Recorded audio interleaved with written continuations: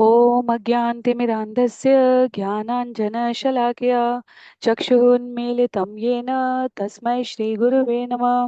जय श्रीकृष्ण चैतन्य प्रभो नित्यानंद श्री अद्वैत गदाधर श्रीवासादि गौर भक्तवृंद।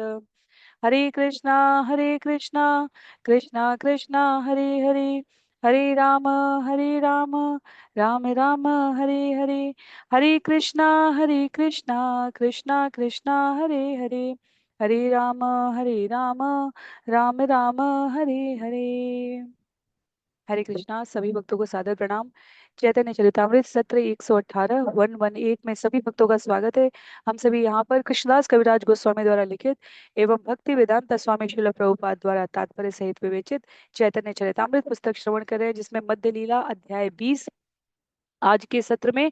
क्योंकि इस अध्याय में करीब 406 छंद हैं, तो आज के सत्र में अभी हम सभी इस अध्याय के भाग 7 में प्रवेश कर रहे हैं।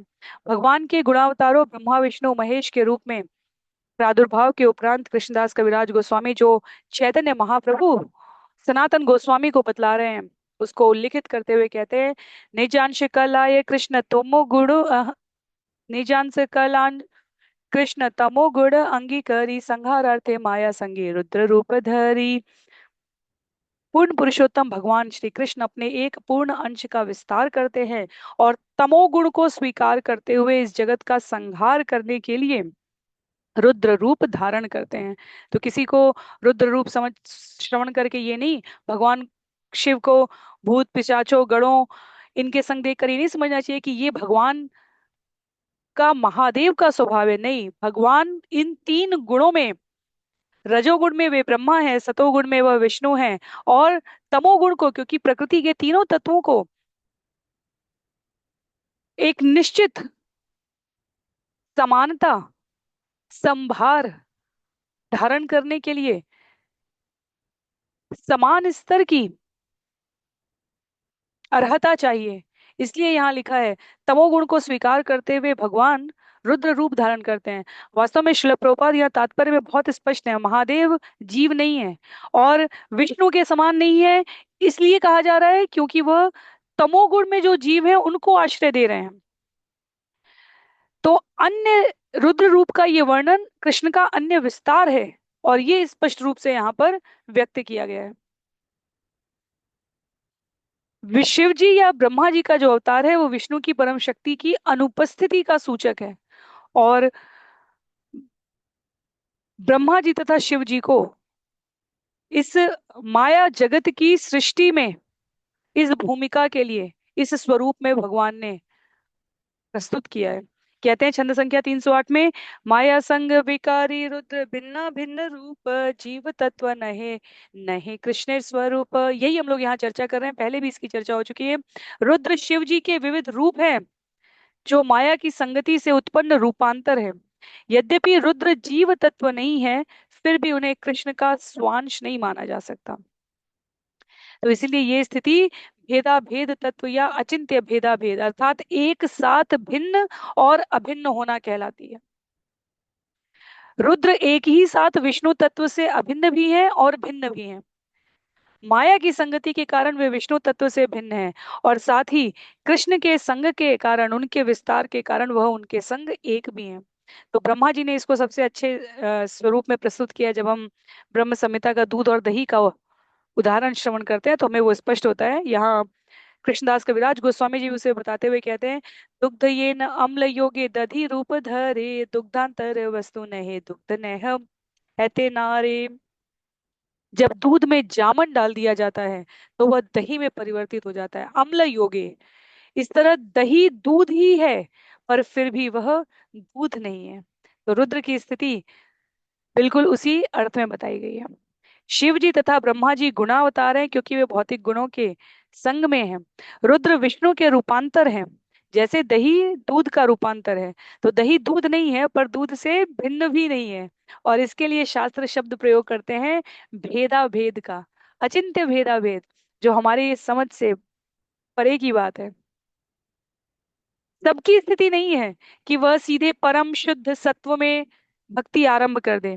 हम अपने घर परिवार शुभचिंतकों मित्रों रिश्तेदारों संगियों, संतानों, किसी से भी कह कर देखें, यदि उनकी जन्म जन्मांतर की यात्रा का सुकृत नहीं है तो वो तुरंत हरिनाम जप में, हरि कथा में, तीर्थाटन भ्रमण में अपनी रुचि नहीं दिखाने लग जाएंगे। तो उनको एक स्तर चाहिए, जीव के स्तर पर रहते हुए वह उच्चतर कैसे, किसको आराध्य के रूप में स्वीकार करते हुए आगे बढ़े। तो यह गुण तत्व में, सकाम कर्म में प्रवृत्त होने के क्रम में, जहाँ महादेव को आशुतोष कहा गया, आशुतोष अर्थात जो अति शीघ्रता से प्रसन्न हो जाते हैं। जो महादेव प्रसन्न होते हैं तो वो अंतर नहीं करते कि मुझसे राक्षस वरदान मांग रहा है या मनुष्य मांग रहा है। वो तो यहाँ तक अंतर नहीं करते कि उसके द्वारा मांगे गए वरदान से जिस विश्व का कल्याण हो रहा है या अहित हो रहा है, क्योंकि कम से कम जीव के अंदर त्याग की, तपस्या की प्रवृत्ति तो आई, वो स्तर पर जीव को संभालने का जो व्यवहार है रुद्र द्वारा, महादेव द्वारा संपन्न किया जा रहा है। तो रुद्र विष्णु के रूपांतर है, एकदम विष्णु नहीं है। या इसमें किसी चुनौती को लेने की आवश्यकता नहीं है कि हम महादेव को नीचे दिखा रहे हैं या विष्णु और कृष्ण में। कई बार तो भक्तों का, साधकों का पूर्ण श्रवण के अभाव में ये भी कुतर्क होने लग जाता है कि अरे नारायण विष्णु कृष्ण सब एक हैं। पर हम यहाँ स्वरूप विस्तार में जब श्रवण करते हैं तब हमें इसकी महत्ता समझ में आती है कि क्यों इस प्रकार से क्रमिक विस्तार किया गया। भेदाभेद दृष्टि से अभिन्न है, एक होते हुए भी अलग है, अलग होते हुए भी एक है। उस प्रकार तो हम सभी एक हैं, इस जगत में और किसी बात का अस्तित्व ही नहीं है, क्योंकि भगवान समस्त कारणों के कारण है। तथापि अपनी योजना के अंतर्गत भगवान के द्वारा इस प्रकार विभिन्न क्रमिक स्वरूप विस्तार, अवतार, अवतार कहते हैं ऊपर से नीचे आना, तो ऊर्ध्व लोकों से, ऊर्ध्व से भी ऊर्ध्व लोकों से ऊपर आना, अवतार, उस अर्थ में यहाँ पर ये विस्तार बताए जा रहे हैं। तो ब्रह्म संहिता का वह श्लोक, क्षीरम यथा दधि विकार विशेष योगात् संजायते नहि ततः पृथगस्ति हेतो यह शंभुतामपि तथा समुपैति कार्यात् गोविंदमादिपुरुषं तमहं भजामि। जामुन मिलाने से, अम्ल मिलाने से दूध दही में बदल जाता है, किंतु वास्तव में वैधानिक दृष्टि से वह दूध के अतिरिक्त और कुछ भी नहीं है। इसी तरह पूर्ण पुरुषोत्तम भगवान गोविंद भौतिक व्यवहार हेतु शंभु का रूप धारण करते हैं, और मैं उन भगवान के चरण कमलों की वंदना कर रहा हूँ। तो ये ब्रह्मा जी के शब्द हैं, ब्रह्म संहिता से उद्धृत हैं। तो ये श्लोक हमें स्मरण रहना चाहिए जब भी हमें इस स्थिति में किंचित मात्र भी दुविधा हो। आगे कहते हैं, शिव माया शक्ति संगी तमो गुणावेश मायातीत गुणातीत विष्णु परमेश। शिव जी माया के संगी हैं, इसलिए वे तमोगुण में डूबे रहते हैं, किंतु भगवान विष्णु माया से तथा माया के गुणों से परे हैं, इसलिए वे पूर्ण पुरुषोत्तम भगवान हैं। तो तमोगुण में डूबे रहने का अर्थ ये नहीं है कि वो स्वयं तमोगुण का भोग कर रहे हैं, ये दुविधा नहीं होनी चाहिए। इसीलिए जब हम श्रवण करें तो हमें किसी प्रामाणिक गुरु शिष्य परंपरा में इसको अर्थ सहित पूर्ण विश्वास के साथ स्पष्ट होने पर भी अन्य पर ही अन्यों को प्रेषित करना चाहिए। यहाँ केवल कोई अनुवाद पढ़े और कहे शिव जी माया के संगी हैं इसलिए वे तमोगुण में डूबे रहते हैं, वो तमोगुण में डूबे रहते का अभिप्राय यहाँ पर है कि जिस प्रकार, बहुत ही सरल उदाहरण लें, यदि हम कोई सामान खरीदने जाते हैं तो दुकान के बाहरी आवरण के अनुसार हमें पता चल जाता है ये कपड़े की दुकान है, ये खाने पीने का सामान की दुकान है, ये सुनार की दुकान है, ये लोहार की दुकान है, ये इलेक्ट्रॉनिक उपकरणों की दुकान है। तो शिव जी माया के संगी, शिव शिव और उमा भवानी की बात की जा रही है यहाँ पर, भगवान की बहिरंगा शक्ति के बारे में। उनका कार्य है वह इस जगत की जो कारागार कहा गया है भगवान की सृष्टि का, उसकी अधिष्ठात्री हैं। इस जगत में बधे हुए जीव संलिप्त रहें, ये उनका कार्य है, क्योंकि वो बहिरंगा शक्ति हैं, संभाल रही हैं।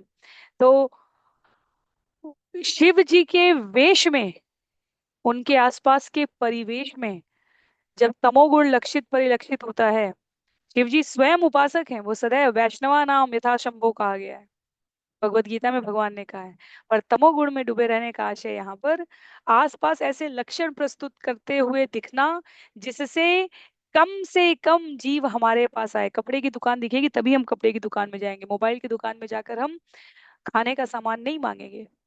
तो वो स्थिति है यहाँ।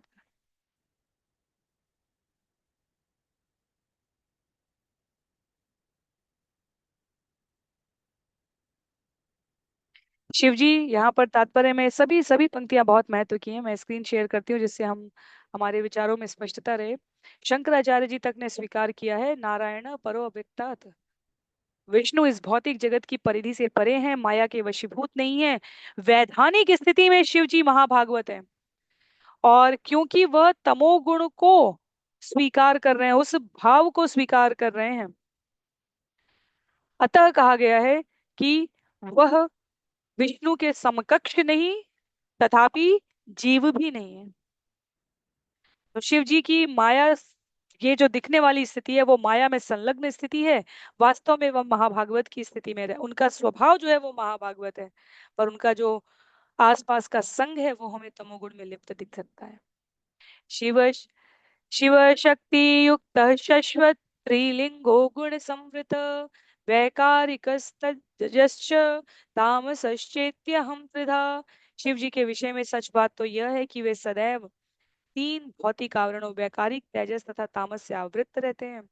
भौतिक प्रकृति के इन तीन गुणों के कारण वे बहिरंगा शक्ति, माया तथा अहंकार का सदैव संग करते हैं। तो जैसे हमने चर्चा की, क्योंकि सृष्टि के स्वरूप में ये आवश्यक उत्तरदायित्व के रूप में उनका भगवान कृष्ण का स्वरूप विस्तार है, इसलिए वो हमें इस प्रकार दिखते हैं। हरि ही निर्गुण साक्षात पुरुष प्रकृते पर, स सर्वदृग उपदिष्टा तम भजन निर्गुणो भवेत। श्री हरि अर्थात पूर्ण पुरुषोत्तम भगवान भौतिक प्रकृति की पहुंच के बाहर स्थित है, अतएव वे दिव्य परम पुरुष हैं। वे सारी वस्तुओं के बाहर और भीतर देख सकते हैं, अतएव वे सभी जीवों के परम सृष्टा हैं। जो व्यक्ति उनके चरण कमलों के शरण में जाता है और उनकी पूजा करता है, उसे भी दिव्य पद प्राप्त होता है। पालनार्थ स्वांस विष्णु रूपे अवतार, सत्व गुण दृष्टा ताते गुण माया पार। आगे कहते हैं, ब्रह्मांड का पालन करने हेतु भगवान कृष्ण अपने स्वांस विष्णु रूप में अवतरित होते हैं। वे सतोगुण के निर्देशक हैं, अतएव वे भौतिक शक्ति से परे हैं। स्वरूप ऐश्वर्य पूर्ण कृष्ण सम प्राय, कृष्ण अंशिते हो अंश वेदे है न गाय। भगवान विष्णु स्वांस श्रेणी में आते हैं क्योंकि उनमें कृष्ण जैसे ही ऐश्वर्य होते हैं। कृष्ण आदि पुरुष हैं और भगवान विष्णु उनके स्वांश हैं। समस्त वेदों का यही मत है। तो ये स्थिति अनेक स्थानों पर उल्लिखित होने के पश्चात यहाँ चैतन्य चरितामृत में कृष्णदास कविराज गोस्वामी द्वारा इसलिए वर्णित की जा रही है क्योंकि सनातन गोस्वामी भगवान चैतन्य महाप्रभु से प्रत्यक्ष रूप से प्रशिक्षित हो रहे हैं। और सनातन गोस्वामी जिनके बारे हमें इसलिए दुविधा नहीं होनी चाहिए। सबसे महत्व की बात यहाँ पर हमें ये विस्मृत नहीं करनी चाहिए कि जब हम षट गोस्वामियों के बारे में चर्चा करते हैं, श्रवण करते हैं, उनके जीवन चरित्र के बारे में जानते हैं, तो सनातन गोस्वामी यहाँ भगवान से स्वरूप प्रकाश विस्तार में ब्रह्मा विष्णु महेश की स्थिति श्रवण कर रहे हैं। वृंदावन के सभी गोस्वामियों में जो सबसे नजदीकी संबंध महादेव की अर्चा विग्रह के साथ, उनकी लीलाओं के साथ किसी गोस्वामी का रहा है, वो स्वयं सनातन गोस्वामी है। सनातन गोस्वामी प्रतिदिन, क्योंकि वृंदावन के चारों दिशाओं में महादेव के मंदिर हैं। देवी यशोदा मैया कहती हैं बचपन में कि लाला के दर्शन नहीं कराऊंगी, तुम कैसे भूत वेश में आ गए हो, राख लगा रखी है, चरमांबर पहना है तुमने, मुंडों की माला धारण की हुई है, और गले में सर्प लटक रहा है। तो कहते हैं महादेव, मैया कब तक नहीं निकालोगी महल से, गैया चराने तो जाएंगे, नगर के बाहर तो जाएंगे। प्रत्येक दिशा में महादेव के मंदिर स्थापित हैं भगवान के दर्शन करने के लिए। तो वो सनातन गोस्वामी यहाँ पर श्रवण कर रहे हैं। इसलिए आचार्यों के मत, शास्त्रों के मत में कोई भिन्नता नहीं है। महादेव की स्वाभाविक स्थिति कृष्ण के विस्तार स्वरूप तमोगुण को इस जगत में संभालने के लिए, धारण करने के लिए है। और अपनी स्थिति में, वैधानिक स्थिति में, वह स्वयं महाभागवत है। स्पष्ट किया गया है यहाँ पे। दीपार्चिरेव हि दशांतरमभ्युपेत्य दीपायते विवृत हेतु समान धर्मा यस्तात् करेव हि च विष्णुतया विभाति गोविंदमादि पुरुषम तमहं भजामि। जब एक दीपक अपनी लौ का विस्तार दूसरे दीपक में करता है और फिर उसे भिन्न स्थान में रख दिया जाता है, तब वह अलग से जलता है और उसका प्रकाश मूल दीपक जैसा ही शक्तिमान होता है। इसी तरह पूर्ण पुरुषोत्तम भगवान गोविंद अपना विस्तार विभिन्न विष्णु रूपों में करते हैं, जो समान रूप से प्रकाशमान, शक्तिमान तथा ऐश्वर्यवान होते हैं। मैं उन पूर्ण पुरुषोत्तम भगवान गोविंद की पूजा करता हूँ। तो एक दीपक से अनेकानेक दीपक, और प्रत्येक दीपक अपने आप में स्वतंत्र स्वराट दिखता हुआ सा अन्यों को प्रकाशित करने की सामर्थ्य रखता है। वह भगवान के इन विभिन्न स्वरूपों के विस्तार का आशय है, महत्व है, महिमा है। ब्रह्मा शिव आज्ञाकारी भक्त अवतार पालनार्थे विष्णु कृष्ण स्वरूप आकार। निष्कर्ष यह है कि ब्रह्मा जी तथा शिव जी भक्त अवतार हैं, जो आदेशों का पालन करते हैं, किंतु भगवान विष्णु पालक हैं और वे भगवान कृष्ण के निजी स्वरूप हैं। सृजामि तन्नियुक्तो हम हरो हरति तद्वश विश्वम पुरुष रूपेण परिपाति त्रिशक्ति दृक्। ब्रह्मा जी ने कहा, पूर्ण पुरुषोत्तम भगवान ने मुझे सृजन करने के लिए नियुक्त किया है। शिव जी उनके आदेशों का पालन करते हुए हर वस्तु का संहार करते हैं। क्षीरोदक्षाय विष्णु के रूप में पूर्ण पुरुषोत्तम भगवान प्रकृति के सारे कार्यों को चलाते हैं। इस तरह भौतिक प्रकृति के तीनों गुणों के अधीक्षक भगवान विष्णु हैं। तो यह प्रकृति पक्ष का तत्व है। अब मनवंतर अवतार के बारे में बताते हुए कह रहे हैं यहाँ से श्लोक संख्या 319 से। मनवंतर अवतार एबे शून्य सनातन असंख्य गणन तार शून्य कारण। हे सनातन, अब मनवंतर अवतारों के बारे में सुनो। वे असंख्य हैं और उनकी गणना कोई नहीं कर सकता। जरा उनके स्रोत के विषय में तो सुनो। ब्रह्मार एक दिने है 14 मनवंतर 14 अवतार ताहा करे न ईश्वर। ब्रह्मा के एक दिन में 14 मनु बदलते हैं और इनमें से प्रत्येक मनु के शासन काल में पूर्ण पुरुषोत्तम भगवान का एक अवतार प्रकट होता है। प्रत्येक मनु के शासन काल में यहाँ पर कहा जा रहा है कि भगवान का एक अवतार प्रकट होता है। तो एक मास में 30 दिन, 30 दिन के अनुसार, क्योंकि प्रतिदिन 14 मनु बदल रहे हैं, तो 30 दिन में 14 तिया 42, 420 मनवंतर अवतार बताए जा रहे हैं। तो ब्रह्मा की आयु के एक वर्ष में 5040 मनवंतर अवतार होते हैं भगवान के, एक वर्ष की आयु में। और ब्रह्मा की आयु 100 वर्ष की मानी जाए तो कुल 5,04,000 मनवंतर अवतार होते हैं। तो मनुओं को भी इसके अतिरिक्त बताया जा रहा है यहाँ पर पूर्ण पुरुषोत्तम भगवान के अंश अवतार माने जाते हैं। ब्रह्मा का एक दिन 14 मनु आएंगे। मनु अपने आप में भगवान के अवतार के अंश अवतार कहे जा रहे हैं।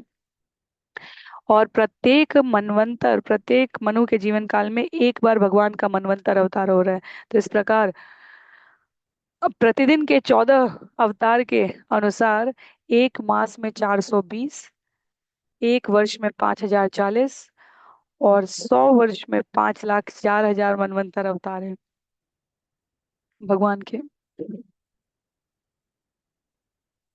आगे उल्लेख कर रहे हैं, उसी को संख्या में करते हुए, 14 एक दिने मासे 420 ब्रह्मार वत्सरे पंच सहस्त्र 40। ब्रह्मा के एक दिन में 14 मनवंतर अवतार, अर्थात एक मास में 420 और एक वर्ष में 5040 मनवंतर अवतार होते हैं। शतेक वत्सर है जीवन ब्रह्मार 5,40,000 मनवंतर अवतार। ब्रह्मा के 100 वर्ष के बीच में जीवन में कुल 5,04,000 मनवंतर अवतार होते हैं। अनंत ब्रह्मांडे एछे करह गणन महाविष्णु एक श्वासे ब्रह्मार जीवन। यहाँ पर केवल एक ब्रह्मांड के मनवंतर अवतारों की संख्या दी गई है। अतः असंख्य ब्रह्मांडों में कितने मनवंतर अवतार होंगे, इसकी केवल कल्पना की जा सकती है।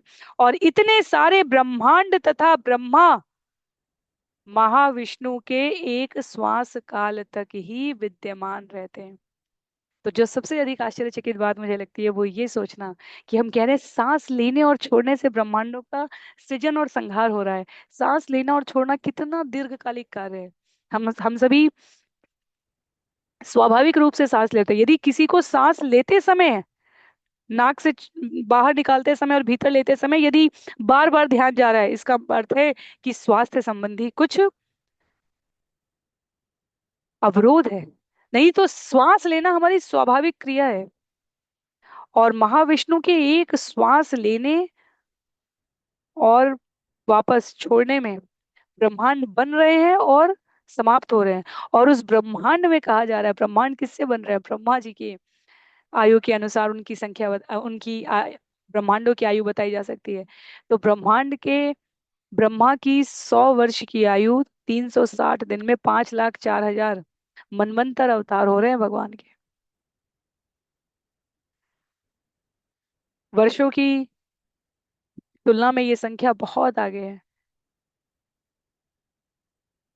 1,000 चतुर्युग का अर्थ और प्रत्येक युग की संख्या हमने 43,20,000 जोड़ी थी।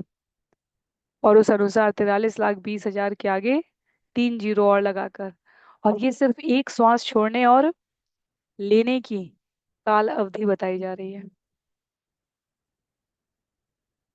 इतने सारे ब्रह्मांड तथा ब्रह्मा महाविष्णु के एक श्वास काल तक ही विद्यमान रहते हैं। आगे कहते हैं, महाविष्णु ने श्वासेर नाहिक पर्यंत एक मनवंतार अवतारेर देख लेखारंत। महाविष्णु के निश्वासों की कोई सीमा नहीं है। जरा देखो ना, केवल मनवंतर अवतारों को बतलाना या लिखना कितना दुष्कर है। और बताते हैं क्या क्या नाम है। स्वयंभुवे यज्ञ स्वरोचिषे विभु नाम औत्तमे सत्यशेन ताम से हरि अभिधान। स्वयंभुव मनवंतर में अवतार का नाम यज्ञ है। स्वरोचिष मनवंतर में उनका नाम विभु है। औत्तम मनवंतर में उनका नाम सत्यसेन है तथा तामस मनवंतर में उनका नाम हरि है। रैवते वैकुंठ चाक्षु से अजित वैवस्वते वामन। सावर्णे सार्वभौम दक्ष सावर्णे ऋषभ कर्णन। रैवत मनवंतर में अवतार का नाम वैकुंठ है और चाक्षुष मनवंतर में उनका नाम अजित है। वैवस्वत मनवंतर में उनका नाम मनु वामन है और सावर्ण्य मनवंतर में उनका नाम सार्वभौम तथा दक्ष सावर्ण्य मनवंतर में उनका नाम ऋषभ है।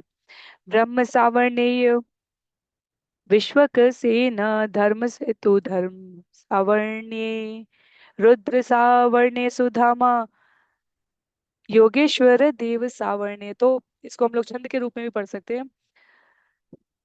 ब्रह्म सावर्ण्य विश्वक्सेन धर्म सेतु धर्म सावर्ण्य रुद्र सावर्ण्य सुदामा योगेश्वर देव सावर्ण्य। कह रहे हैं, ब्रह्म सावर्ण्य मनवंतर में अवतार का नाम विश्वक्सेन है। धर्म सावर्ण्य मनवंतर में धर्म सेतु, रुद्र सावर्ण्य मनवंतर में सुधामा तथा देव सावर्ण्य में उनका नाम योगेश्वर है। इंद्र सावर्णे बृहद भानु अभिधान यही 14 मनवंतरे और 14 अवतार नाम। इंद्र सावर्ण्य मनवंतर में अवतार का नाम बृहद भानु है। इन 14 अवतारों में 14 मनवंतरों के ही ये नाम यहाँ पर उल्लेखित किए जा रहे हैं। तो भक्ति सिद्धांत सरस्वती ठाकुर ने यहाँ लिखा है कि मनुओं तथा उनके पिताओं के नामों की सूची दी गई है। ये हम सभी देख सकते हैं। ब्रह्मा पुत्र स्वयंभुव मनु प्रथम मनवंतर के हो गए। अग्नि के पुत्र स्वरोचिष द्वितीय। प्रियव्रत के पुत्र उत्तम तृतीय। उत्तम के भाई तामस चतुर्थ। तामस के जुड़वा भाई रैवत। चक्षुष देवता का पुत्र चाक्षुष छठे में। सूर्य का पुत्र वैवस्वत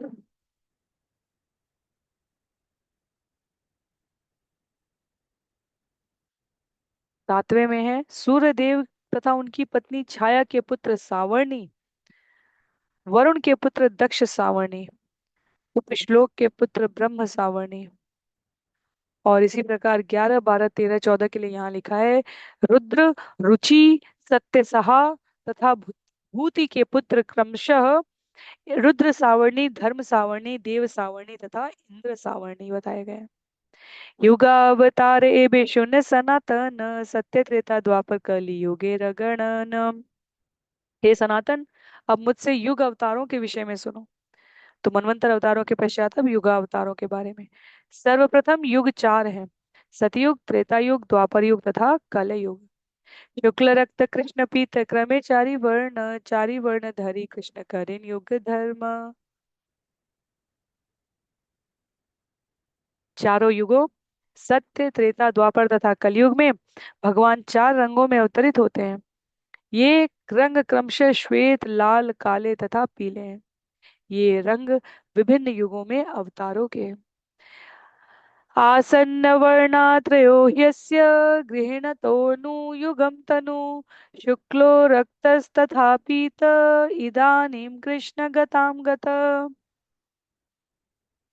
इस बालक के पहले तीन रंग रह चुके हैं, जो विभिन्न युगों के लिए संस्तुत रंगों के अनुसार थे।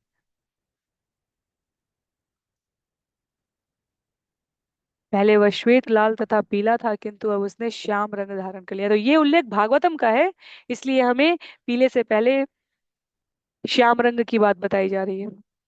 जब गर्ग मुनि संस्कार करते हैं, नामकरण संस्कार, तब की बात है ये। कलयुग के लिए पीला रंग बताया गया, सुनहरा रंग बताया गया। हम सभी मायापुर पंच तत्वों के विग्रह को देखें तो हमें उस रंग का आशय समझ में आ जाता है। कहते हैं, कृते शुक्ल चतुर्बाहु जटिल वल्कलांबर कृष्णाजिन उपवीत अक्षान बिभ्रत दंड कमंडलु। सतयुग में भगवान का शरीर श्वेत रंग का था। उनके चार हाथ थे तथा सिर पर जटाजूट था। वे वृक्ष की छाल पहने थे और काला मृग चर्म धारण किए थे। वे उपवीत जनेऊ पहने थे और गले में रुद्राक्ष की माला धारण किए हुए थे। वे दंड तथा कमंडल लिए हुए थे और ब्रह्मचारी थे। त्रेता त्रेतायाम रक्त वर्णोऽसौ चतुर्बाहो स्त्रीमेखल हिरण्यकेशस्त्रय्यमा स्त्रुवाद्युपलक्षण।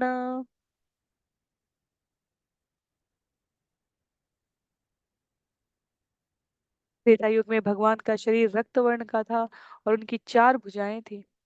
उनके उदर में तीन विशिष्ट रेखाएं थी और उनके केश सुनहरे थे। उनका स्वरूप वैदिक ज्ञान को प्रकट करने वाला था और वे यज्ञ के चम्मच, स्त्रुक, स्त्रुवा आदि चिन्हों को धारण किए हुए थे। सत्य युगे धर्म ध्यान करा शुक्ल मूर्ति धरी करदम के वर दिलाये हो कृपा करी। शुक्ल अवतार के रूप में भगवान ने धर्म तथा ध्यान की शिक्षा दी। उन्होंने करदम मुनि को आशीर्वाद दिया और इस तरह उन्होंने अपनी अहेतुकी की कृपा प्रदर्शित की है। तो यहाँ पर जो युग के अनुसार रंगों का संयोजन बताया जा रहा है, वह इस बात को सुनिश्चित करता है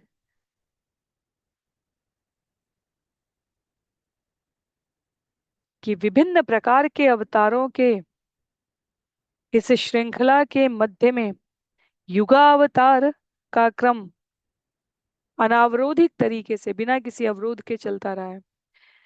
जो कलयुग का युगावतार है, वह भगवान के भक्त अवतार के स्वरूप के साथ मिश्रित हो गया है। इसलिए हम यहाँ पर पीला सुनहरा चैतन्य महाप्रभु का स्वरूप श्रवण कर रहे हैं। पर सतयुग, त्रेता और द्वापर में ये भ्रम नहीं है। कृष्ण ध्यान करे लोक ज्ञान अधिकारी त्रेता धर्म यज्ञ कराए रक्त वर्ण धरी।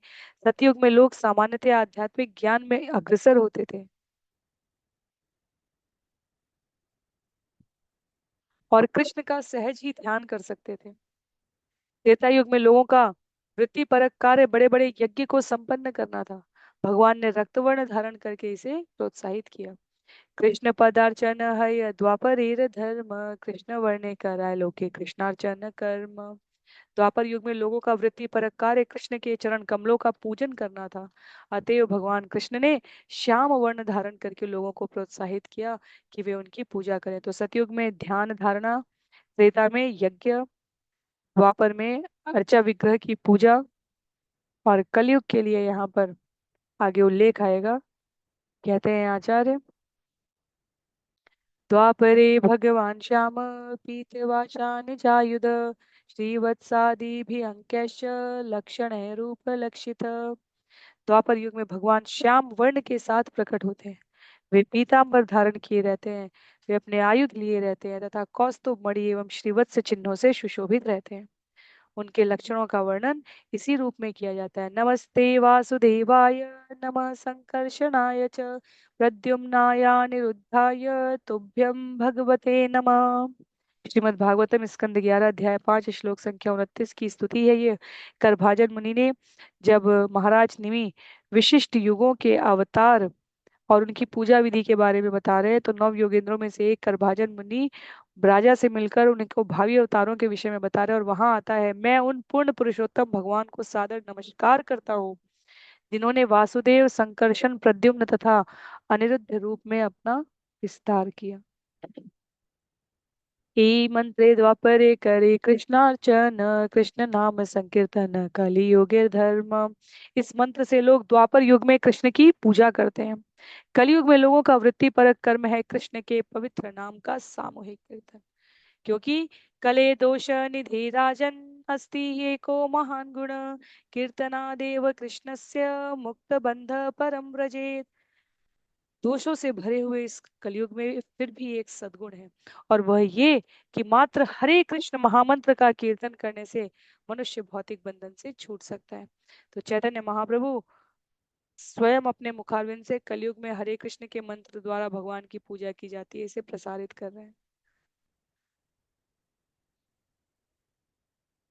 जब भी हरे कृष्ण महामंत्र की बात आती है, तब हरे कृष्ण कृष्ण कृष्ण हरे हरे, हरे राम राम राम हरे हरे की बात करते हैं। कहते हैं आगे, पीतवर्ण धरी तबे कैला प्रवर्तन, प्रेम भक्ति दिला लोके दैया भक्त गण। अपने निजी भक्तों के साथ पीत वर्ण धारण करके भगवान कृष्ण कलयुग में हरिनाम संकीर्तन अर्थात हरे कृष्ण मंत्र के कीर्तन का प्रचार करते हैं। इस तरह वे सामान्य जनता को कृष्ण प्रेम लाकर दे रहे हैं। तो वर्तमान में आ गया है विषय। कहते हैं आगे, धर्म प्रवर्तन करे व्रजेंद्र नंदन, प्रेमे नाचे नाचे गाय लोक करे संकीर्तन। नंद महाराज के पुत्र भगवान कृष्ण ने कलयुग के वृत्तिपरक कार्य का स्वयं प्रवर्तन किया है।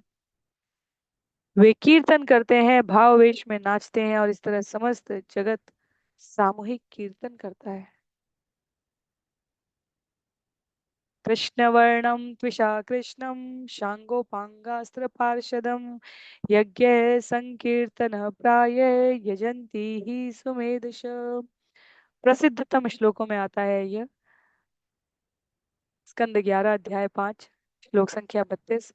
कलयुग में बुद्धिमान व्यक्ति कृष्ण नाम का निरंतर गान करने वाले भगवान के अवतार की पूजा करने में, संकीर्तन करने के लिए अपने आप को प्रस्तुत करते हैं। यद्यपि उनका वर्ण श्याम नहीं है, किंतु वे साक्षात कृष्ण हैं। उनके साथ उनके पार्षद, सेवक, अस्त्र तथा विश्वस्त संगी रहते हैं। तो प्रामाणिक प्रस्तुति है ये। आगे कहते हैं, आरति न युगे ध्यान आदित्य यही फल है, अगली युगे कृष्ण नामे से ही फल पाय। अन्य 3 युगों में सत्य, त्रेता तथा द्वापर में लोग विभिन्न प्रकार के आध्यात्मिक कार्य कर रहे होते थे। इन विभिन्न कार्यों से उन्हें जो फल मिलता है, उसे कलयुग में वे केवल हरे कृष्ण महामंत्र का कीर्तन करके प्राप्त कर सकते हैं।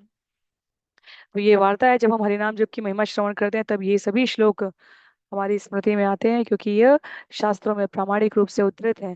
क्या है?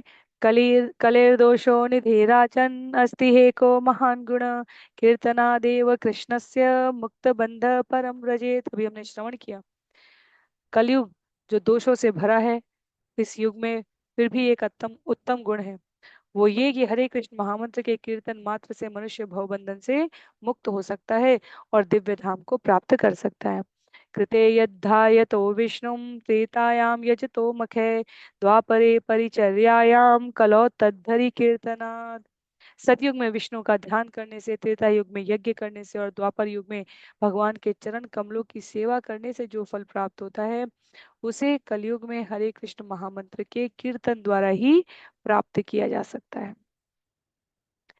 सरल तब है, पर साथ ही साथ और कृष्णदास कविराज गोस्वामी यहाँ पूरा आश्रय ले रहे हैं शास्त्रों का। अभी हम जो अगले श्लोक श्रवण करने जा रहे हैं वह यहाँ लिखा है आगे। यह पद्म पुराण, विष्णु पुराण, बृहन नारदीय पुराण, कलि संतरणोपनिषद पुराण, इन सभी से उल्लिखित है। तो हरिनाम जप का जो प्रतिदिन गायन, वाचन, जाप संख्या, वास्तव में सुबह और शाम कुछ भक्तों के संग हम सभी जूम पर इसे करने का प्रयास करते हैं, यह प्रामाणिक पद्धति है। यह समस्त मनोविकारों को हर के पूर्ववर्ती सुकृत को समाप्त करके आगे पाप न करने की प्रवृत्ति देके समान स्तर पर भगवत सेवा में संलग्न होने के लिए एक प्रकार का प्रशिक्षण है हमारे लिए। ध्यायन् कृते यजन यज्ञ त्रेतायां द्वापरे चयन यदाप्नोति तदाप्नोति कलौ संकीर्त्य केशवम्।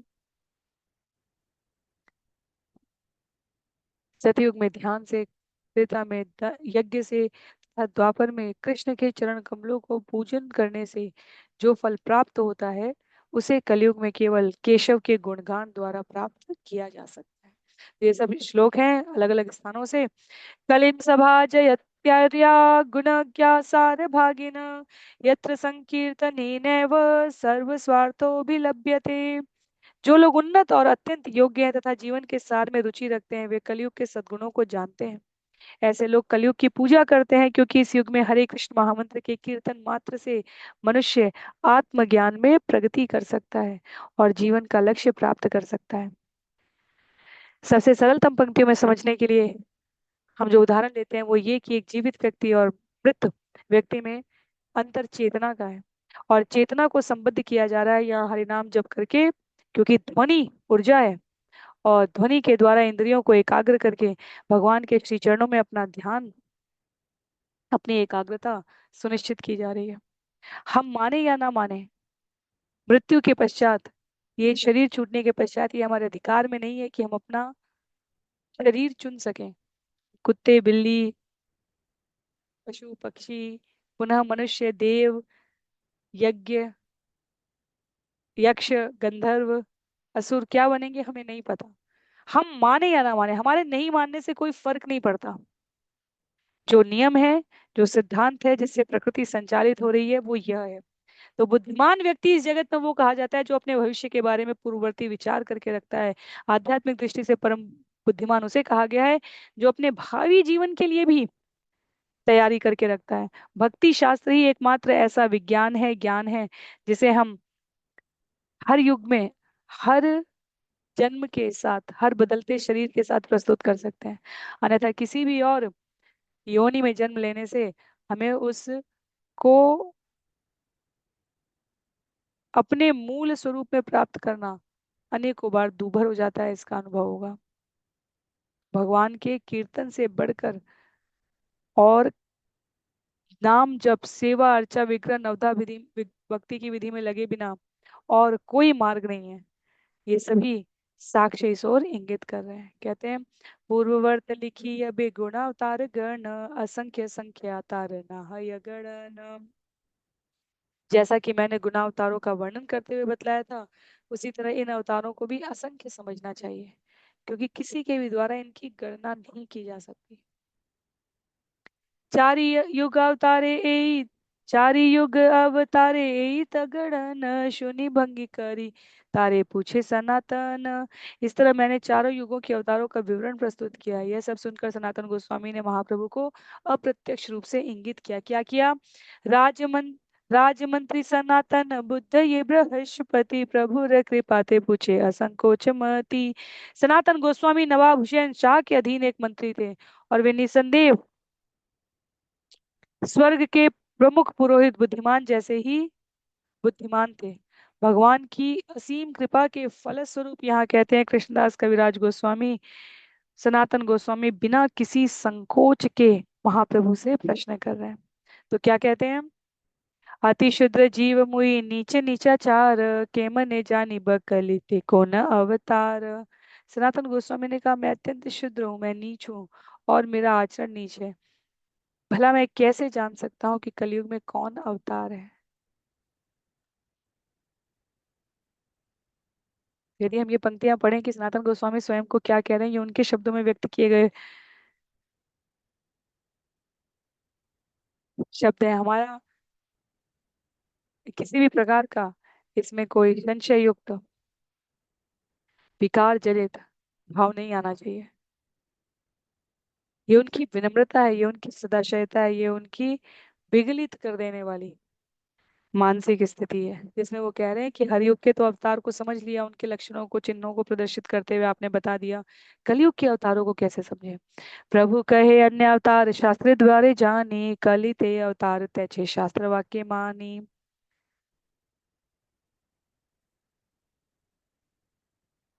श्री चैतन्य महाप्रभु ने उत्तर दिया, जिस तरह अन्य युगों के अवतार को शास्त्रों के निर्देशानुसार, आदेशानुसार स्वीकार किया जाता है, कलयुग में ईश्वर के अवतार को भी उसी तरह स्वीकार किया जाना चाहिए। इसमें क्या दुविधा है।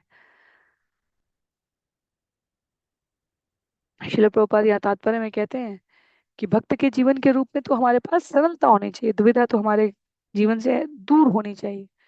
तो सनातन गोस्वामी कलयुग के विस्तार के चिन्ह के बारे में पूछ रहे हैं, और चैतन्य महाप्रभु उनको बतला रहे हैं कि क्या भिन्नता है। यदि प्रामाणिक गुरु का आश्रय करोगे तो प्रामाणिक दर्शन भी प्राप्त कर सकोगे। इसमें कोई चिंता करने की आवश्यकता नहीं है। कहते हैं, सर्वज्ञ मुनि वाक्य शास्त्र परमाण, आमा सबा जीवे है शास्त्र द्वारा ज्ञान। सर्वज्ञ महामुनि व्यास देव द्वारा रचित वैदिक ग्रंथ सारे आध्यात्मिक अस्तित्वों के प्रमाण हैं। इन्हीं प्रामाणिक शास्त्रों के द्वारा सारे बद्ध जीव ज्ञान प्राप्त करते हैं।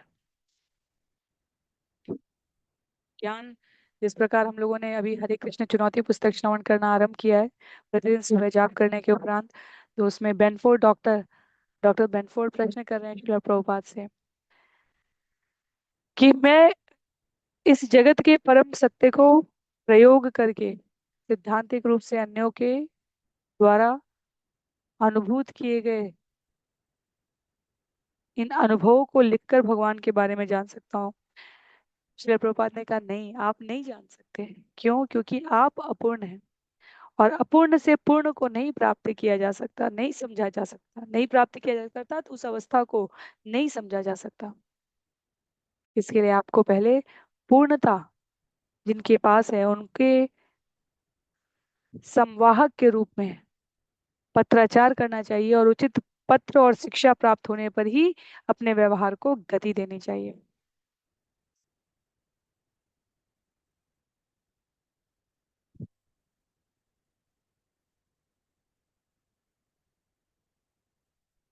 छंद संख्या 53 में आगे कह रहे हैं, सर्वज्ञ मुनिर वाक्य शास्त्र परिमाण, आमा सबा जीविर है शास्त्र द्वारा ज्ञान।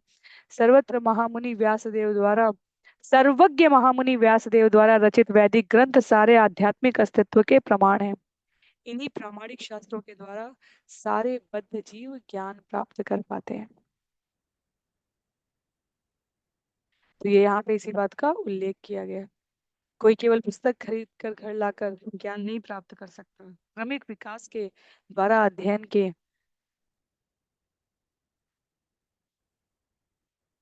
इस स्थिति से जीव अपने आप को भगवान के बारे में जानने योग्य बना सकता है।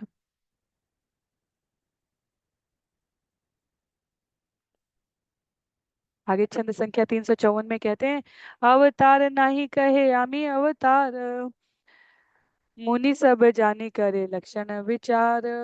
ईश्वर का वास्तविक अवतार कभी नहीं कहता कि मैं अवतार हूँ, मैं ईश्वर हूँ। महामुनि व्यास देव ने यह सब जानते हुए पहले से शास्त्रों में अवतारों के लक्षण इंगित किए हुए हैं। तो अवतारों के लक्षण, जब इस जगत में कोई कहे कि मैं भगवान हूँ, तब हम इन कुछ लक्षणों को उनके ऊपर संबंधित करके उसके परिणाम को जान सकते हैं। क्या बतला रहे हैं? यस्यावतार गायन्ते शरीरेश्वर शरीरिण।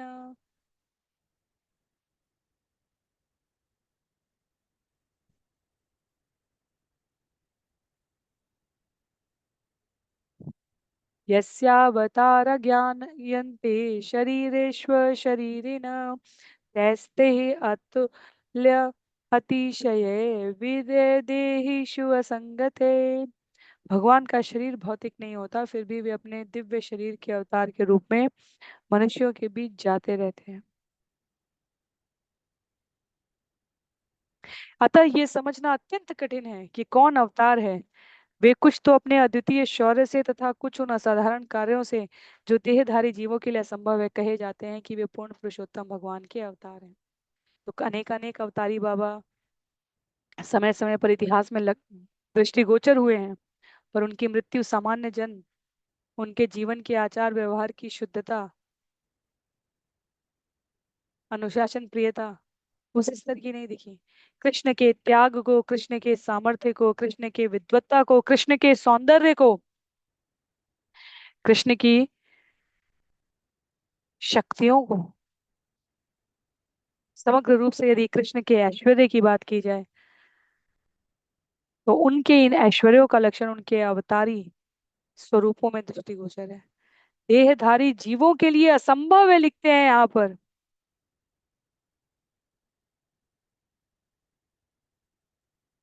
कि वे स्वयं को घोषित कर सके कि वे अवतार हैं।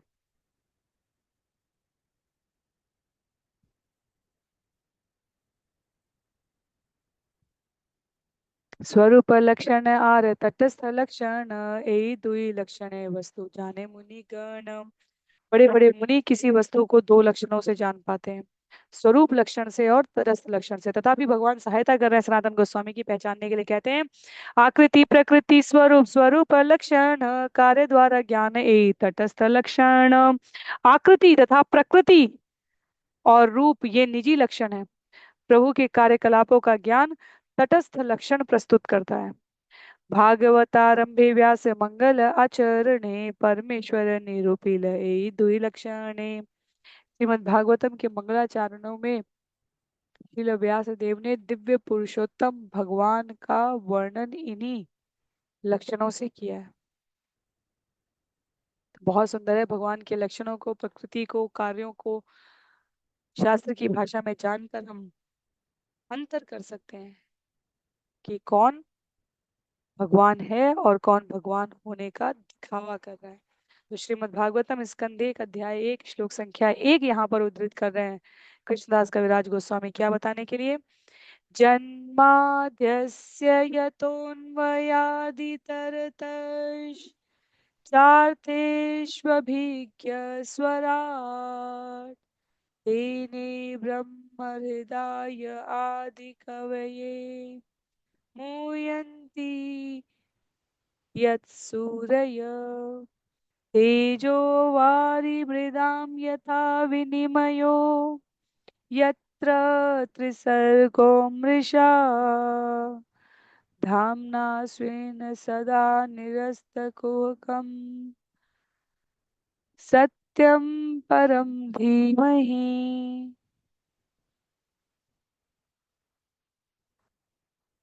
कहीं और से नहीं, स्पष्ट उल्लेख है यहाँ पर। सबसे अधिक लोकप्रिय और प्रामाणिक पुस्तक से कहा गया, हे प्रभु, हे वासुदेव पुत्र श्री कृष्ण, हे सर्वव्यापी भगवान, मैं आपको सादर नमस्कार करता हूँ। मैं उन भगवान श्री कृष्ण का ध्यान करता हूँ क्योंकि वे परम सत्य हैं और व्यक्त ब्रह्मांडों की उत्पत्ति, पालन तथा संहार के समस्त कारणों से आदि कारण के रूप में अपने आप को प्रस्तुत करते हैं। वे प्रत्यक्ष तथा अप्रत्यक्ष रूप से सारे प्राकट्यों से अवगत हैं, पर साथ ही वे परम स्वतंत्र हैं क्योंकि उनसे परे अन्य कोई कारण ही नहीं है। सर्वप्रथम आदि जीव ब्रह्मा के हृदय में वैदिक ज्ञान देने के उपरांत बड़े बड़े मुनि और देवता भी उनके इस आयोजन से भ्रम में पड़ जाते हैं, जैसे अग्नि में जल या जल में स्थल देखकर मरुस्थल में कोई भी माया के मोह के द्वारा ग्रसित हो सकता है।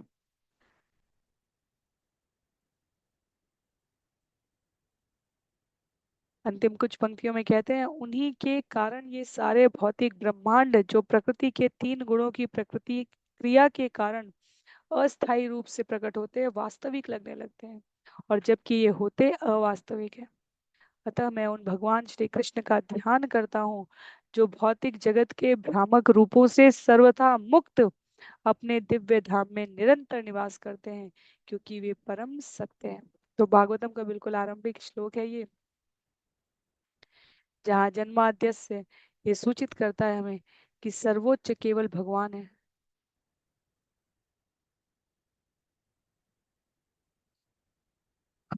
हमारी सीमा, हमारी कल्पना, हमारी मनोधर्मिता से बहुत ऊपर। और चूंकि वो इस विशाल विराट सृष्टि से परे हैं, तो उनका शरीर अपने आप में सदैव आध्यात्मिक है।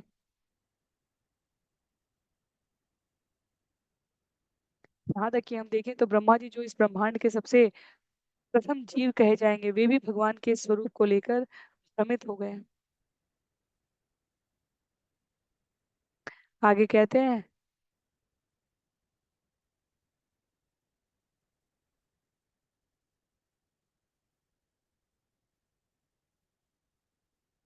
हे श्लोके परम शब्दे कृष्ण निरूपण, सत्यम शब्दे कहे तार स्वरूप लक्षण। श्रीमद् भागवत के इस मंगलाचरण में परम शब्द पूर्ण पुरुषोत्तम भगवान कृष्ण का सूचक है, और सत्यम शब्द उनके स्वरूप लक्षण को बतला रहा है। तो भगवान का सूचक यहाँ पर परम है, और सत्यम उनके स्वरूप के लक्षण को बताया। जैसे हिंदी की व्याकरण में बताया जाता है सरलतम शब्दों में, सीता एक समझदार लड़की है। तो परम के रूप में लड़की सीता के बारे में बताया जा रहा है, पर समझदार उनके स्वरूप लक्षण को सूचित कर रहा है। जब व्यक्ति के रूप में, लड़की के रूप में सीता के बारे में सोचा जाएगा तो समझदारी आती है। वैसे ही भगवान के लिए शब्द यहाँ पर क्या कहा गया? सत्यम। विश्वम सृष्टि आदि कैला, वेद ब्रह्मा के पढ़ाईला, अर्था विज्ञता स्वरूप शक्ति माया दूर कैला। इसी श्लोक में ये भी कहा गया है कि भगवान इस विराट जगत के सृष्टा, पालक तथा संहारक हैं, और उन्होंने ब्रह्मा को वेदों का ज्ञान प्रदान करके ब्रह्मांड की रचना करने के लिए प्रेरित किया।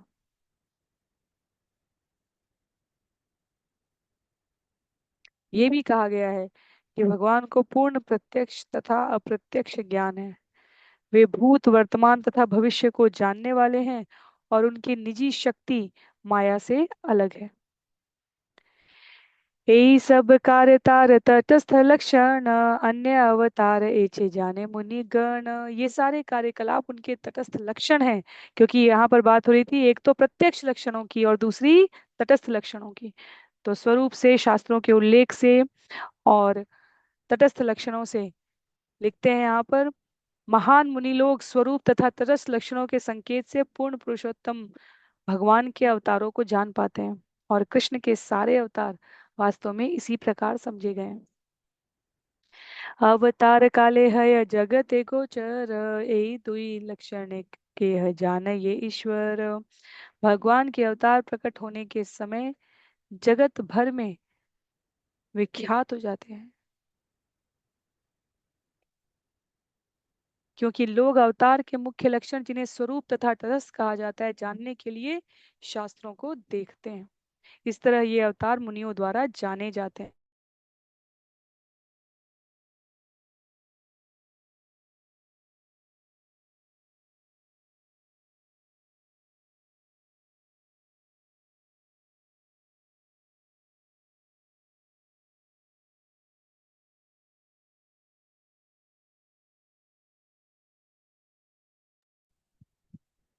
तो ऐसा नहीं है कि भगवान प्रकट आज हुए और पता कुछ वर्षों के बाद चला। चैतन्य महाप्रभु प्रकट हुए तो हरि हरि पूर्ण चंद्र ग्रहण के दिन, पूर्णिमा के दिन प्रकट हो गए। भगवान राम प्रकट हुए, कृष्ण प्रकट हुए, वामन प्रकट हुए, कपिल मुनि प्रकट हुए, सुखदेव गोस्वामी प्रकट हुए, व्यासदेव प्रकट हुए, नारद प्रकट हुए। तत्क्षण पता चल जाता है। इस जगत में सांस लेने के उपरांत नहीं पता चलता कि ये भगवान के अवतार हैं अथवा नहीं है। और उनके जो स्वरूप और तटस्थ लक्षण हैं, उन्हें देखने के लिए, जानने के लिए हम शास्त्रों की ओर देखते हैं, तो आचार्य उसको हमें देखकर सूचित सूचित कर देते हैं, बतला देते हैं।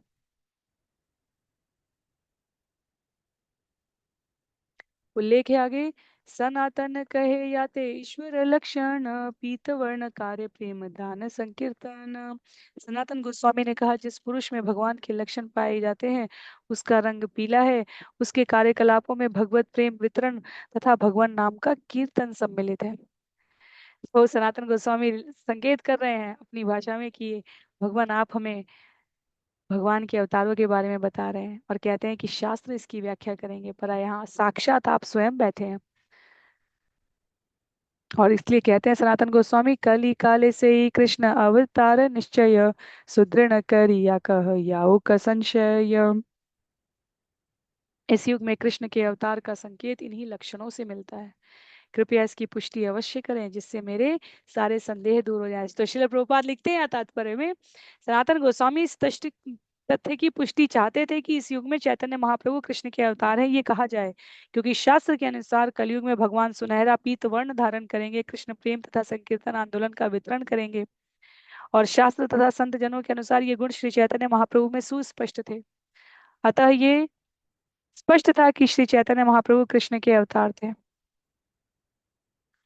और चूंकि श्री चैतन्य महाप्रभु सनातन गोस्वामी के तर्कों से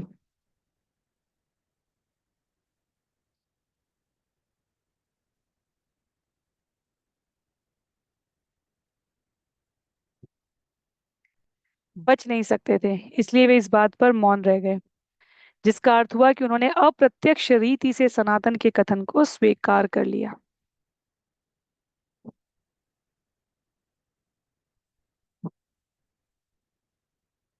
तो भगवान अपने श्रीमुख से नहीं कहेंगे, ये तो आचार्यों ने, सुधीजनों ने, मनीषियों ने, विद्वत जनों ने शास्त्र का आश्रय लेकर स्वयं प्रस्तुत कर दिया है कि कैसे चैतन्य महाप्रभु प्रत्यक्ष अवतार है।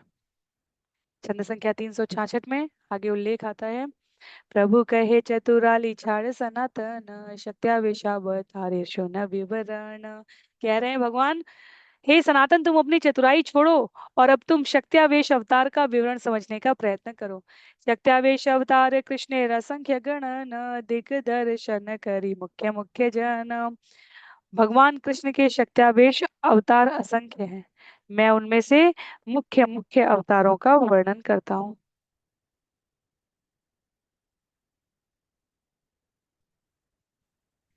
शक्त्यावेश दुई रूप मुख्य गौड़ देखी,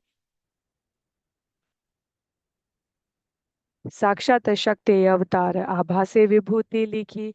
शक्त्यावेश अवतार दो प्रकार के हैं, मुख्य तथा गौड़। मुख्य वे हैं जिन्हें पूर्ण पुरुषोत्तम भगवान सीधे शक्ति प्रदान करते हैं और वे अवतार कहलाते हैं। गौड़ वे हैं जिन्हें पूर्ण पुरुषोत्तम भगवान अप्रत्यक्ष रूप से शक्ति प्रदान करते हैं और तब वे विभूति कहलाते हैं। तो यहाँ शक्त्यावेश अवतार के प्रकार हमने स्कंद 1 अध्याय 2 और 3 में भी श्रवण किए हैं। मुख्य और गौड़ का अंतर ये है, मुख्य सीधे भगवान से शक्ति प्राप्त है और गॉड जो अप्रत्यक्ष शक्ति है और वे विभूति कहला रहे हैं। कैसे पता चलेगा? जैसे शनकादि नारद पृथु परशुराम, जीव रूप ब्रह्मारावेश अवतार नाम। कुछ शक्त्यावेश अवतार इस प्रकार हैं, चार कुमार नारद, महाराज पृथु, परशुराम। जब किसी जीव को ब्रह्मा जैसा कार्य करने के लिए शक्ति प्रदान की जाती है तब वह भी शक्त्यावेश अवतार माना जाता है। तो ये विभूतियां उल्लिखित हैं जो अप्रत्यक्ष रूप से भगवान की शक्ति के द्वारा प्रेरित है। वैकुंठे शेषधर अधर ये अनंत, ए मुख्यावेशावतार विस्तार नहीं अंत। वैकुंठ लोक में भगवान शेष तथा भौतिक जगत में अपने फनों पर असंख्य लोकों को धारण करने वाले भगवान अनंत, ये दोनों मुख्य शक्त्यावेश अवतार हैं। अन्यों को गिनने की आवश्यकता ही नहीं है क्योंकि उनकी संख्या अनंत है।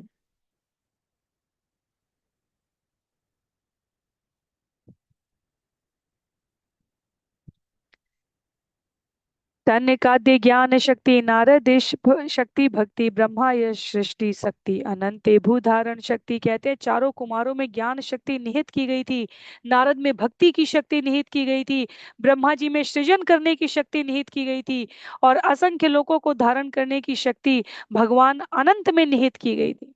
तो शक्त्यावेश अवतार में इस प्रकार मुख्य और गौड़ का उल्लेख समझने के लिए हमें वह किस प्रकार के कार्यों को संपन्न कर रहे हैं उस आधार की गणना प्रस्तुत की गई है। आगे कहते हैं शेषेश्वर सेवन शक्ति पृथु ते पालन, परशुराम दुष्ट नाशक वीर्य संचारण। पूर्ण पुरुषोत्तम भगवान ने व्यक्तिगत सेवा करने की शक्ति भगवान शेष को प्रदान की और पृथ्वी पर शासन करने की शक्ति राजा पृथु को। भगवान परशुराम को सारे दुष्टों तथा धूर्तों का वध करने की शक्ति प्राप्त हुई थी।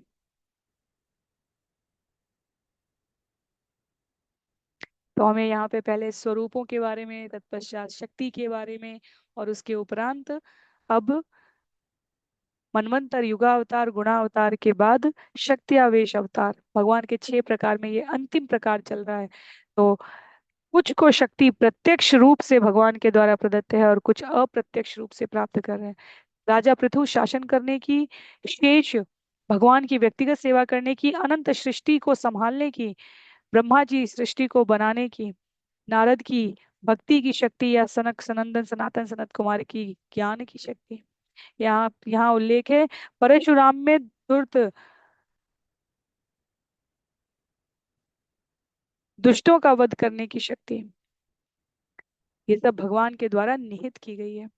ज्ञान शक्त्यादि कलया, ज्ञान शक्त्याधिकलया यत्प्रविष्टो जनार्दन त आवेशा निगद्यन्ते जीवा एव महत्तमा। जब जब भगवान अपनी विविध शक्तियों के अंश रूप में किसी में विद्यमान रहते हैं, तब वह जीव शक्त्यावेश अवतार कहलाता है। विभूति कहिए या छे गीता एकादशे, जगत व्यापिल कृष्ण शक्त्या भाषा वेशे। जैसा कि भगवत गीता के 11वें अध्याय में बताया गया है, कृष्ण ने सारे ब्रह्मांड में अपना विस्तार विभूति नामक अपनी विशिष्ट शक्तियों के माध्यम से अनेक पुरुषों में किया है। तो कहाँ है वह बताए गए हैं। यदा यद्विभूतिम सत्वं श्रीमद्दूर्जितमेव च तत्तदेवावगक्षत्वं मम तेजोंश संभवम्। ये जान लो कि समस्त ऐश्वर्यशाली, सुंदर, यशस्वी तथा महिमा युक्त सृष्टियां मेरे तेज के स्फुलिंग मात्र से प्रकट होती हैं।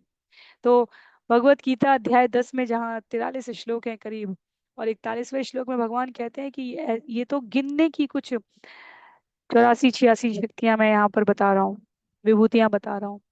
सृष्टि के तो प्रत्येक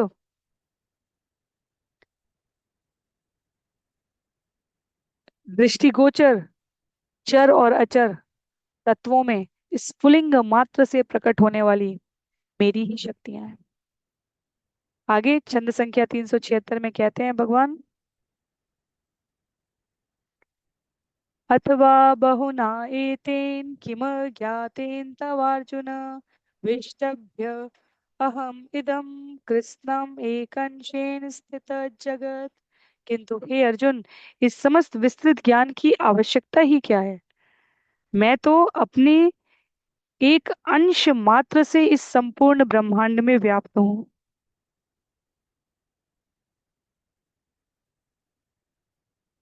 और इसको आश्रय दे रहा हूँ। तो ये जहाँ अध्याय समाप्त हो रहा है भगवत गीता का अध्याय 10 का, वहाँ श्लोक संख्या 42 का उल्लेख आता है। भगवान कह रहे हैं अलग से क्या आवश्यकता है कुछ भी जानने की, एक अंश के रूप में मैं सर्वत्र व्याप्त हूँ।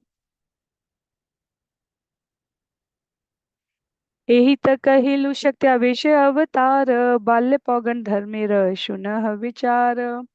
इस तरह मैं विशेष रूप से शक्त्याविष्ट अवतारों का वर्णन कर चुका हूँ। अब मुझसे कृष्ण के बाल्यकाल, पौगंड तथा युवावस्था के लक्षणों को सुनो।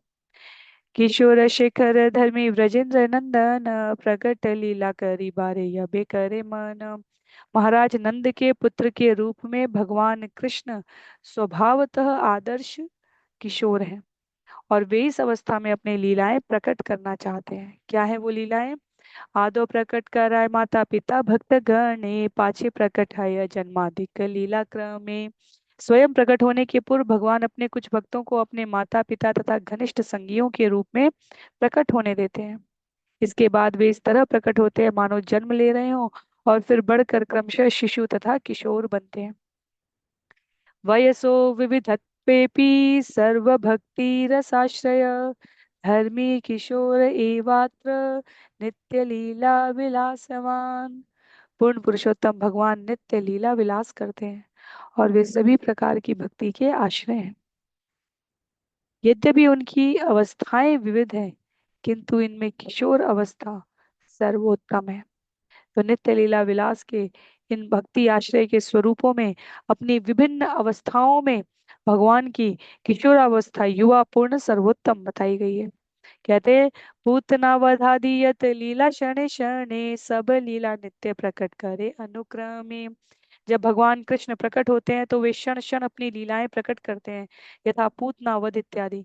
ये सारी लीलाएं एक के बाद एक शाश्वत रूप से प्रदर्शित होती जाती है।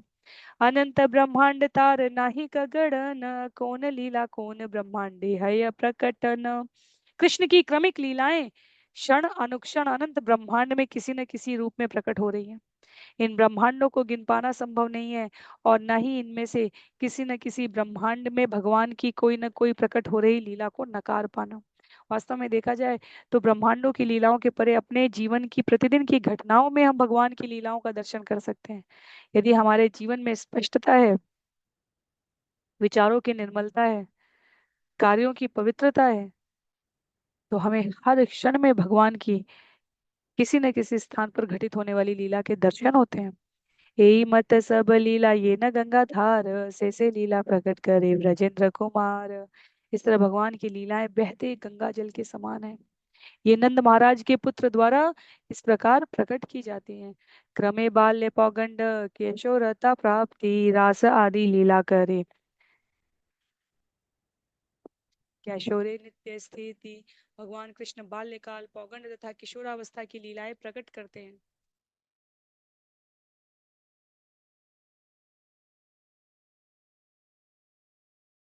जब वे किशोर हो जाते हैं तो वे अपना रास नृत्य तथा अन्य लीलाएं करने के लिए शाश्वत रूप से विद्यमान रहते हैं। तो सामान्य व्यक्ति की तरह भगवान, श्रील प्रभुपाद कहते हैं, नहीं बढ़ रहे हैं, वह प्रकट हो रहे हैं बाल्य पौगंड किशोरावस्था की लीला प्रदर्शित करने के लिए। और जब वे किशोरावस्था को प्राप्त हो जाते हैं तो फिर वे और नहीं बढ़ रहे होते, किशोरावस्था में ही बने रहते हैं। और ब्रह्म संहिता का यहाँ पर उल्लेख है कि नव यौवन या किशोर स्वरूप जो कृष्ण का दिव्य रूप है वो सनातन है। नव यौवन से आगे नहीं बढ़ रहे हैं भगवान। तो भगवान का शरीर सामान्य जीवों की तरह जैसा हमें इस भौतिक जगत में दृष्टिगोचर है वैसा नहीं जाता। नित्य लीला कृष्ण सर्व सर्व शास्त्र य बुझिते न पारे लीला किन्ने नित्य है। समस्त प्रामाणिक शास्त्रों में कृष्ण की नित्य लीलाओं का वर्णन है। कोई नहीं समझ सकता कि ये लीलाएं किस तरह से सनातन रूप से चली आती। दृष्टांत दिया कही तबे लोक यदि जाने, कृष्ण लीला नित्य ज्योतिष चक्र प्रमाणे। मैं एक दृष्टांत देता हूँ जिससे लोग भगवान कृष्ण की सनातन लीलाओं को समझ सके। इसका एक उदाहरण राशि चक्र में देखा जा सकता है। क्या कहते हैं? ज्योतिष चक्रे सूर्य ये न फिरे रात्रि दीने, सप्त द्वीपाम बुद्धि लंघी फिरे क्रमे क्रमे। सूर्य रात दिन राशि चक्र से होकर घूमता है और सात द्वीपों के मध्य के सागरों को बारी बारी से पार करता है। रात्रि दिने हय षष्टि दंड परिमाण, तीन सहस्रय शत फल तारे मान। वैदिक ज्योतिष शास्त्र की गणना के अनुसार सूर्य 60 दंड में चक्कर पूरा करता है और यह 3600 पल में विभाजित है। कहाँ गणना ले जा रहे हैं? कृष्णदास कविराज गोस्वामी कहते हैं, सूर्योदय है षष्टि पल क्रमोदय से ही एक दंड अष्ट दंडे प्रहर। सूर्य क्रमशः 60 पलों में उदय होता है और 60 पल एक दंड के बराबर हैं और 8 दंड का एक प्रहर बताया गया है। तो हमने ये गणना श्रवण की थी श्रीमद् भागवतम स्कंद 5 में। एक दुई तीन चारि प्रहरे अस्तः य, चारि प्रहर रात्रि गेले पुनः सूर्योदय। रात्र और दिन 8 प्रहरों में विभाजित है, 4 प्रहर दिन के और 4 प्रहर रात के। 8 प्रहर के बाद सूर्य पुनः उदित हो रहा है। ऐसे कृष्ण लीला मंडल 14 मनवंतरे, ब्रह्मांड मंडल व्यापी क्रमे क्रमे फिरे। सूर्य की ही तरह कृष्ण की लीलाओं का कक्ष है। ये लीलाएं एक के बाद एक प्रकट होती हैं और 14 मनवंतरों में यह कक्ष समस्त ब्रह्मांड तक विस्तार करता है और क्रमशः फिर से लौट आता है। इस तरह कृष्ण अपनी लीलाओं के माध्यम से एक एक करके सारे ब्रह्मांडों में विचरण कर रहे हैं। सयो याशत वत्सर कृष्ण प्रकट प्रकाश, ताहा यचे व्रजपुरे करीला विलास। कृष्ण किसी एक ब्रह्मांड में 125 वर्ष तक जीवित रहते हैं, प्रतीत होते हैं और अपने लीलाओं का आनंद वृंदावन तथा द्वारका दोनों में लेते हैं। आला चक्र प्राय से लीला चक्र फेरे, सब लीला सब ब्रह्मांडे क्रमे उदय करे। उनकी लीलाओं का चक्र अग्नि चक्र के समान है। इस तरह कृष्ण एक एक करके अपने लीलाएं हर ब्रह्मांड में प्रकट कर रहे हैं लगातार।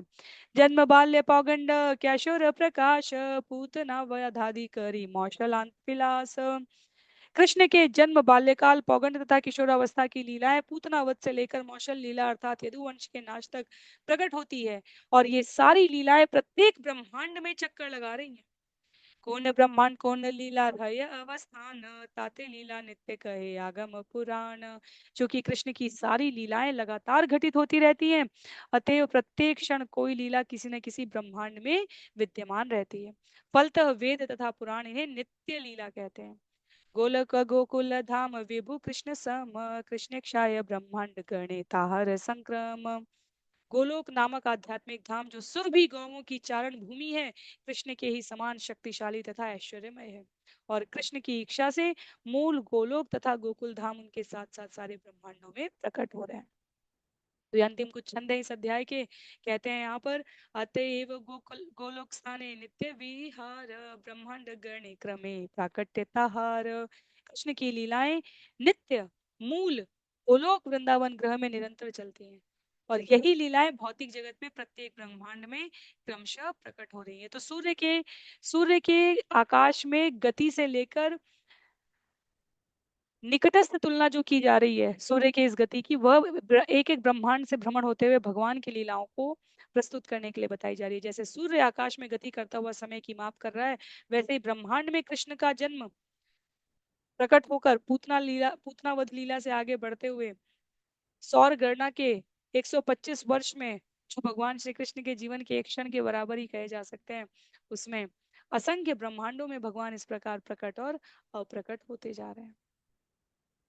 तो भगवान जन्म और मृत्यु नहीं प्राप्त कर रहे हैं, वो प्रकट और अप्रकट हो रहे हैं।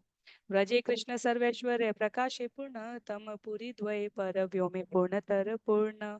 आध्यात्मिक आकाश में कृष्ण पूर्ण होते हैं, मथुरा तथा द्वारका में वो और अधिक पूर्ण होते हैं, किंतु अपना सारा ऐश्वर्य प्रकट करने के कारण वे वृंदावन व्रज में सर्वाधिक पूर्ण हो जाते हैं। हरि पूर्ण तम पूर्ण तर पूर्ण इति त्रिधा, श्रेष्ठ मध्यादिभिः शब्दे नाट्ये यह परिपठ्यते। नाट्य ग्रंथों में इसे पूर्ण पूर्णतर तथा पूर्णतम कहा गया है। और इस तरह भगवान कृष्ण अपने आप को पूर्ण पूर्णतर तथा पूर्णतम इन तीन प्रकारों से प्रकट कर रहे हैं। कहते हैं, प्रकाशिताखिल गुण स्मृत पूर्ण तमो बुधे, असर्व व्यंजक पूर्ण तर पूर्णोल्पदर्शक। जब पूर्ण पुरुषोत्तम भगवान अपने समस्त गुणों को प्रदर्शित नहीं कर रहे होते हैं, तब वे पूर्ण कहलाते हैं। जब वे सारे गुणों को अपूर्ण रूप से प्रकट कर रहे होते हैं, तब वे पूर्णतर कहलाते हैं। और जब वे सारे गुणों को पूरी तरह से प्रकट कर रहे होते हैं, तब वे पूर्णतम कहलाते हैं। भक्ति योग के समस्त सिद्धांतों का, विद्वानों का ये कथन है। तो जब भगवान कुछ नहीं प्रदर्शित कर रहे हैं तो वो पूर्ण है, जब थोड़ा प्रदर्शित कर रहे हैं तो पूर्णतर है, और जब अपने समस्त गुणों को प्रदर्शित कर रहे हैं तो वो पूर्णतम है। और भगवान श्री कृष्ण वो पूर्णतम स्वरूप है। क्या कहा गया है? कृष्णस्य पूर्णतमता व्यक्ता भूत गोकुलांतरे, पूर्णता पूर्णतरता द्वारका मथुरा दिश। कृष्ण के पूर्णतम गुण वृंदावन में, उनके पूर्ण तथा पूर्णतर गुण द्वारका तथा मथुरा में प्रकट होते हैं। हे कृष्ण व्रजे पूर्णतम भगवान, आर सब स्वरूप पूर्णतर पूर्ण नाम। वृंदावन में भगवान कृष्ण पूर्णतम भगवान है, अन्यत्र उनके विस्तार या तो पूर्ण है या पूर्णतर है। संक्षेपे कहिलु कृष्ण स्वरूप विचार, अनंत कहिते नारे इहार विस्तार। इस तरह मैंने कृष्ण के दिव्य स्वरूपों के प्राकट्य का संक्षिप्त वर्णन किया है। यह विषय इतना विस्तृत है कि भगवान अनंत भी पूर्ण रूप से इसका वर्णन नहीं कर सकते। अनंत स्वरूप कृष्ण नाही कगड़न, शाखा चंद्र न्याय करी दिग दर्शन। इस प्रकार कृष्ण के दिव्य रूपों का अनंत विस्तार हुआ है, कोई भी उनकी गणना नहीं कर सकता। मैंने जो कुछ बतलाया है वह मात्र एक झलक है।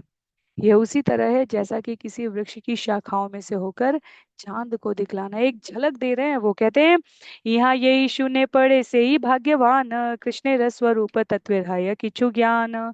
जो भी कृष्ण के शरीर के विस्तारों के इन विवरणों को सुनता है या सुनाता है, वह निश्चित रूप से अत्यंत भाग्यवान है। यद्यपि इसे समझ पाना बहुत कठिन है, किंतु इससे कृष्ण के शरीर के विभिन्न स्वरूपों का कुछ न कुछ ज्ञान प्राप्त हो जाता है। श्री रूप रघुनाथ पदे यार आश, चैतन्य चरितामृत कहे कृष्णदास।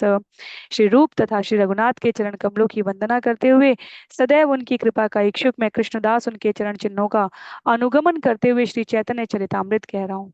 इस प्रकार श्री चैतन्य चरितामृत मध्य लीला के 20वें अध्याय का भक्ति वेदांत तात्पर्य पूर्ण हुआ, जिसमें वाराणसी में सनातन गोस्वामी द्वारा महाप्रभु से भेंट करने और परम सत्य विषय ज्ञान प्राप्त करने का वर्णन हुआ है। तो आज के सत्र के अंतिम छंदों में हमने देखा कि केवल श्रवण और पठन का क्रम चल रहा है, क्योंकि बहुत सारा विषय निकट भूतकाल में, आदि लीला में, भगवत गीता में, श्रीमद् भागवतम के विभिन्न दृष्टांतों में हमने श्रवण किया है। तो आज के सत्र में यदि कहीं भी स्पष्टता लगे तो आप व्यक्तिगत रूप से अपने विचार प्रेषित कर स्पष्टता प्राप्त कर सकते हैं। तथापि इस समय में मैंने इसको क्रमिक गति से केवल अध्ययन करने का, केवल पठन करने का प्रयास किया है, क्योंकि विषय अपनी सारगर्भिता को इन पंक्तियों में स्पष्ट कर रहा है। हमें इसको विश्वास के साथ आत्मसात करना है। इसके साथ ही अगले सत्र में हम सभी मध्य लीला अध्याय 21 श्रवण करने का प्रयास करेंगे। आज के लिए सत्र को यहीं पर विराम देते हैं। कृष्णदास कविराज गोस्वामी जी की जय, श्रील प्रभुपाद की जय, श्री चैतन्य चरितामृत की जय, श्रील गुरुदेव की जय, अनंत कोटि वैष्णव वृंद की जय, नामाचार्य श्रील हरिदास ठाकुर की जय। हरे कृष्ण।